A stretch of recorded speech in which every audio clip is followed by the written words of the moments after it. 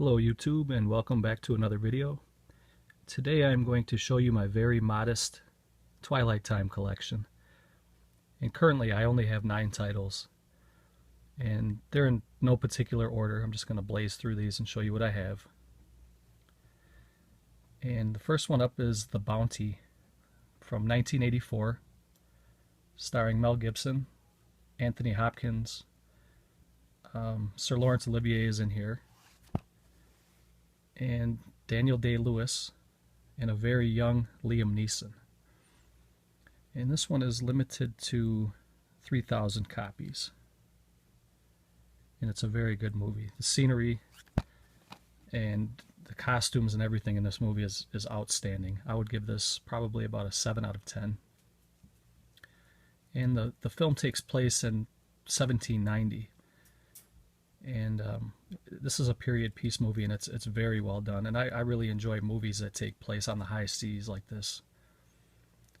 And this movie did not disappoint. And I did not see this movie back in the 80s when it came out. This was the first time I saw it. I watched it about a week ago, and I was very, very pleased with it. I wish I would have watched this years ago. But it comes with the Blu-ray. And it comes with a little thin booklet, like about a 4 or 5 page booklet. And Anthony Hopkins stole the show in this. I thought Mel Gibson did okay, but Anthony Hopkins was perfect in this movie. He was perfect for the role of Captain Bligh. And I really recommend this movie. So if you can go grab this one, pick it up before it's sold out. It's limited to 3,000, and this one just came out a couple weeks ago, so it may take a while before this one sells out.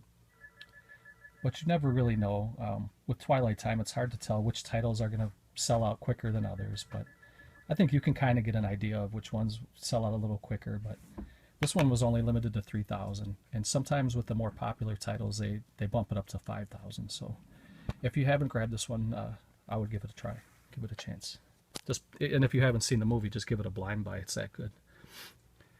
Next up is First Men in the Moon from 1964.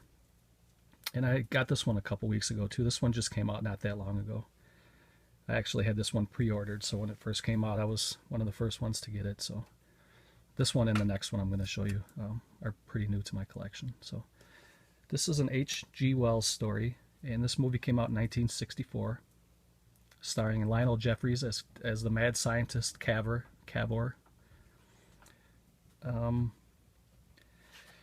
It's about the mad scientist Cavor, played by Lionel Jeffries, like I just said, and this couple here move in near his lab, and they all want to take part in a journey to the moon. And the movie takes place in 1899, which is 70 years before man actually walked on the moon in 1969. And it has Ray Harryhausen special effects with stop-motion creatures that live on the moon, that live in the moon, and they're like kind of like ant creatures, and I think they're pretty cool. This is a very good movie.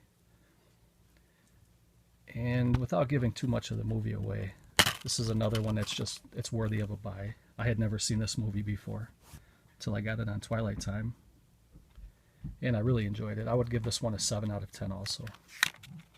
And it comes with a little thin booklet.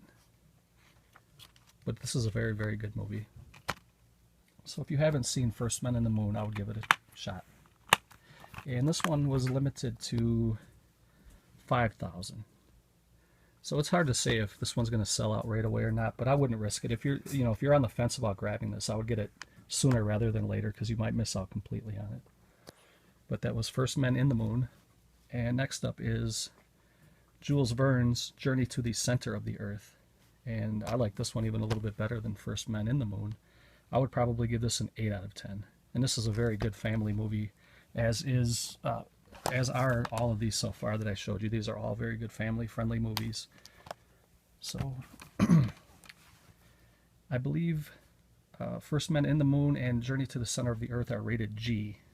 And I think The Bounty is rated PG. So yeah, there's nothing that you have to worry about watching your kids with or anything like that. So this one was limited to 5,000, and I have a feeling this one will sell out fairly quick if it hasn't already.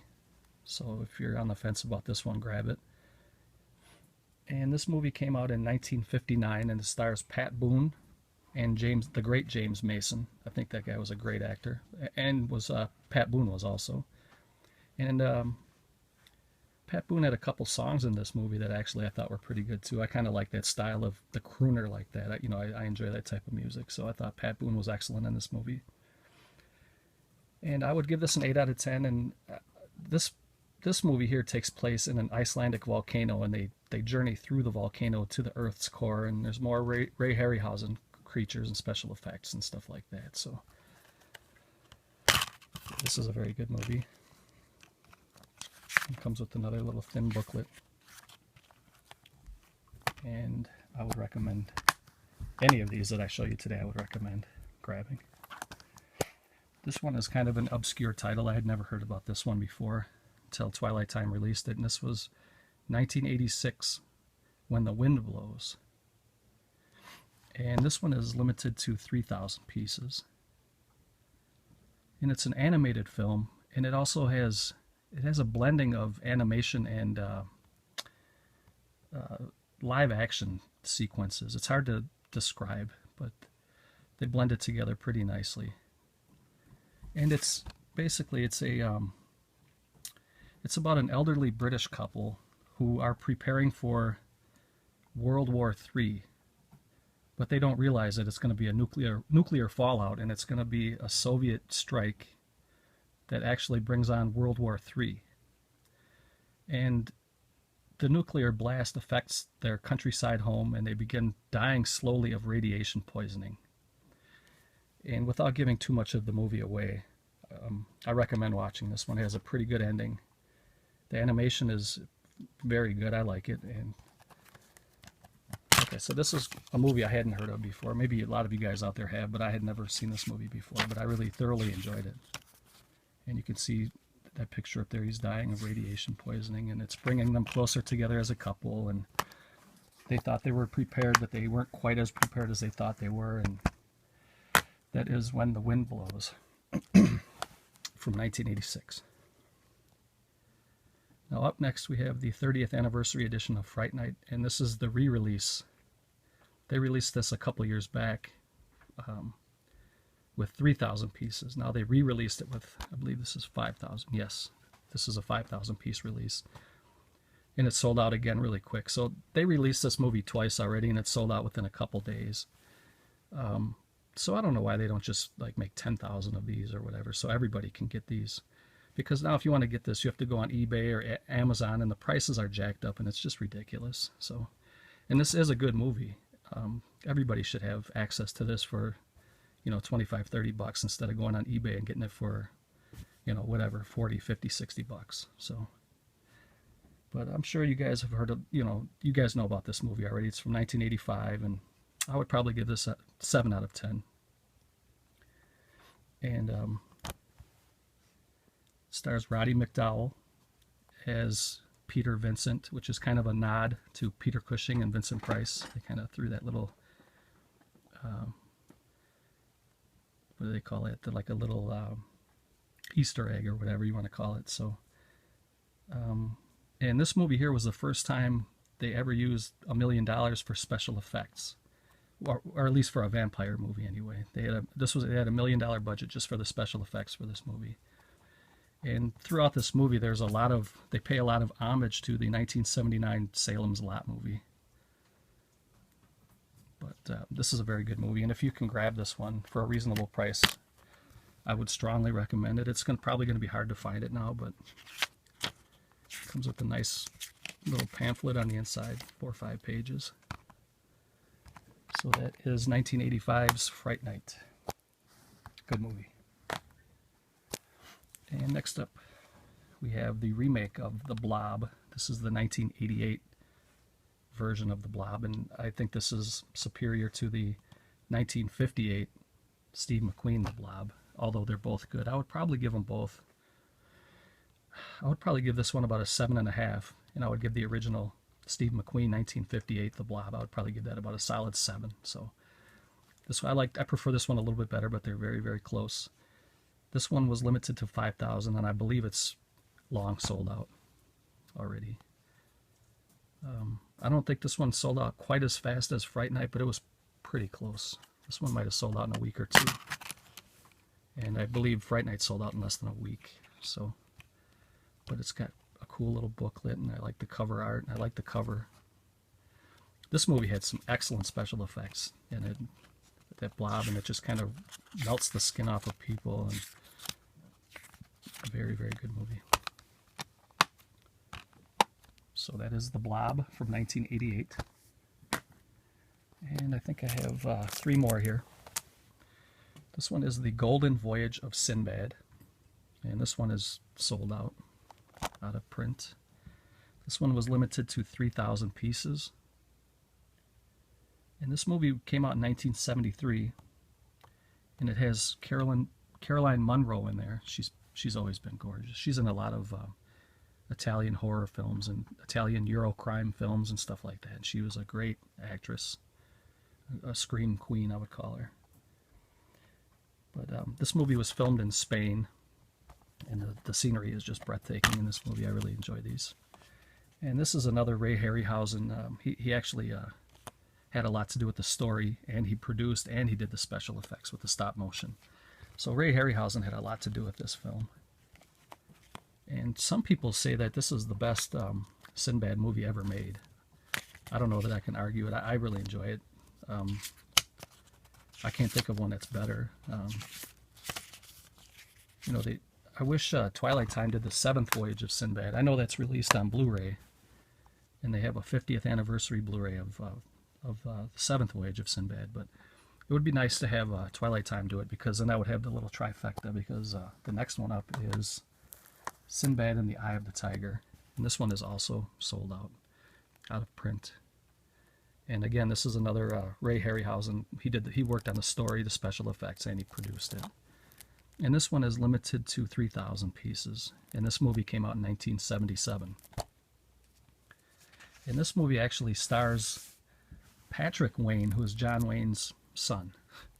So, and I thought he did a great job in this movie. I really enjoy this movie. It also has a very young Jane Seymour, who looks gorgeous in this movie. And there's a creature in this movie. I don't know if I can find it. Oh, you can kind of see him up here in the corner. He's like a baboon with a horn in the middle of his head. And that monster used to scare the crap out of me when I was a kid. It's like a baboon with a horn in the middle of his head. And that almost it's a Ray Harryhausen creature. And it reminds me of, if you guys remember Clash of the Titans from 1981, which was also Harryhausen. There was a character called Calibos. And that little guy used to scare the crap out of me too. And this guy is very similar to Calibos. But this one was limited to 3,000 pieces.